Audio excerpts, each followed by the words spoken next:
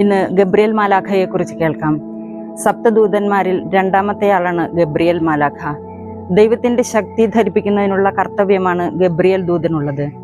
ദൈവത്തിന്റെ ശക്തി അണിയിച്ചുകൊണ്ട് ധൈര്യപ്രതീക്ഷയിൽ നമ്മെ വളർത്തുന്നു. വിശ്വാസത്തിന്റെ പാതയിലൂടെ നമ്മെ നയിക്കുന്നു. ദൈവപുത്രന്റെ മനുഷ്യാവതാര രഹസ്യവുമായി സവിശേഷമാം വിധം ബന്ധപ്പെട്ടു നിൽക്കുന്നു ഈ മാലാഖ.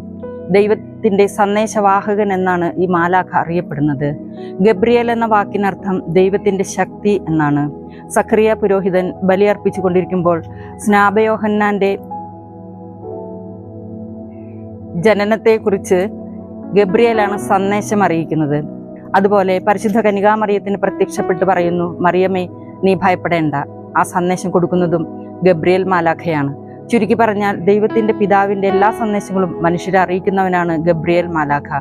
പിതാവ് എന്താണ് പറയുന്നതെന്ന് ഗ്രഹിക്കാൻ ഗബ്രിയേൽ മാലാഖയെ നമുക്ക് വിളിക്കാം.